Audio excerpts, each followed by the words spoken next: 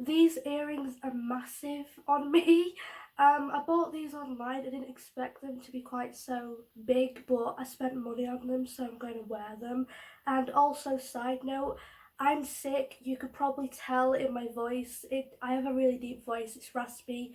I keep coughing. My nose is blocked. I'm just feeling a bit sick. Small problem here.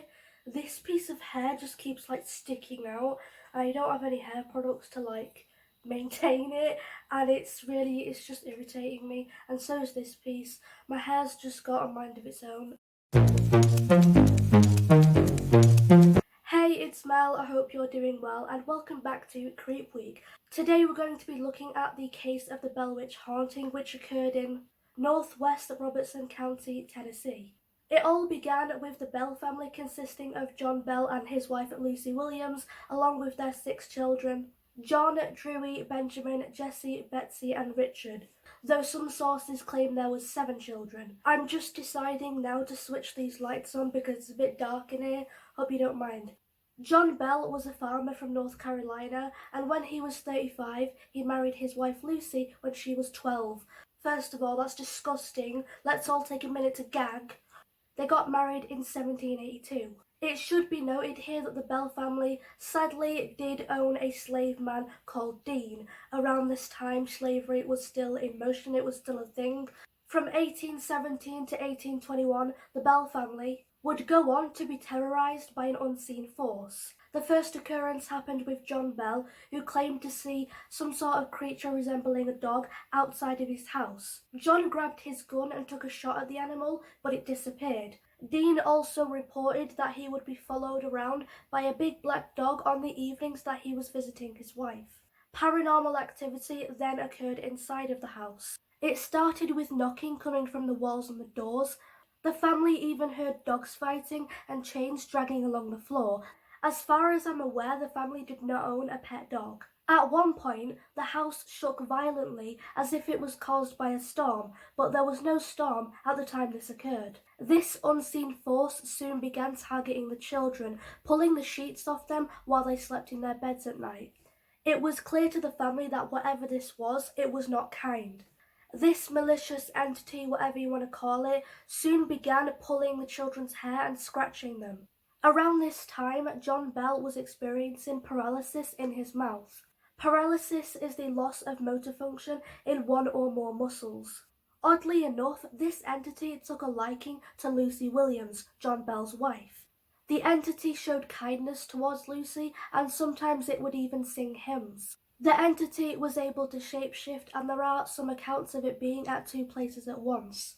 At first, John kept this whole thing quiet, but he soon turned to a friend called James Johnston. James arrived at the Bell home to investigate the strange events. James was affected by the entity and described it as, quote, a spirit just like in the Bible, end quote.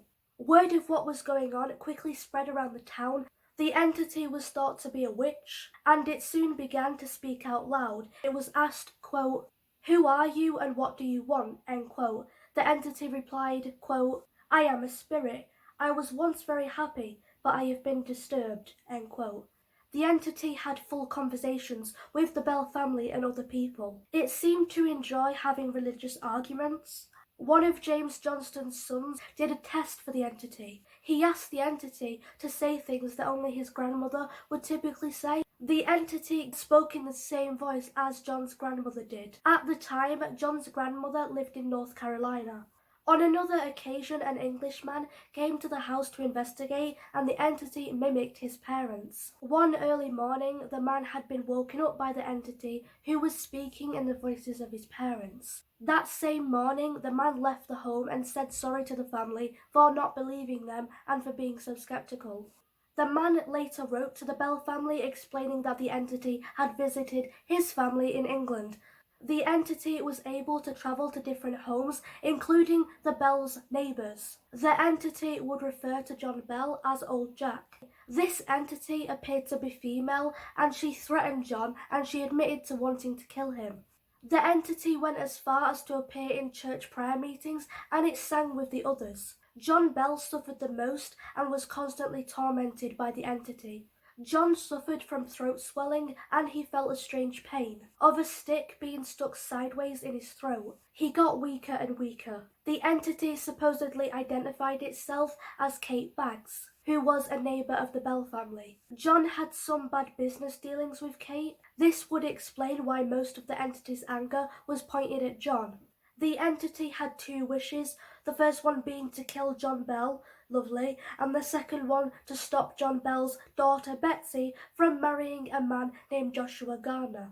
The entity would soon get her wish. On the 20th of December 1820, John Bell died. There is a theory that John Bell was poisoned by the witch. However, some people just claim that John Bell died due to his illness and his paralysis. At John Bell's funeral, the entity was heard laughing and singing drinking songs. Shortly after John Bell's death, his daughter Betsy ended her engagement to the man named Joshua in 1821. The entity then said bye to the Bell family and claimed that it would return in 7 years in 1828. The entity did return for a short time and then left again with promises to return in 107 years. This entity was given the nickname the Bell Witch. The entity's home was a cave that was located near the Bell House. I think both the cave and the Bell family home are open to the public. 7 accounts say that a man named Andrew Jackson, who had a military background, was intrigued by the story of the Bell Witch. Andrew, along with his men, went to the house to investigate, but they got frightened by something and ran away. John Bell's wife, Lucy, died in 1837, and Betsy died in 1888. Richard died in 1857, though I'm not sure what happened to the rest of the kids. Other people refer to the Bell Witch as being a poltergeist. The story of the Bell Witch has been featured in many TV shows, films and books. In 1961, author M.V. Ingram published a book called An Authenticated History of the Bell Witch. Films that were based on the Bell Witch include An American Haunting 2005 and The Bell Witch Haunting 2004 and 2013. So that is the legend of the Bell Witch. Let me know what you think about this story in the comment section down below. Also, don't forget to hit the post notification bell, which is down below as well, to be notified when I post a video. As always, thanks for watching, take care, bye.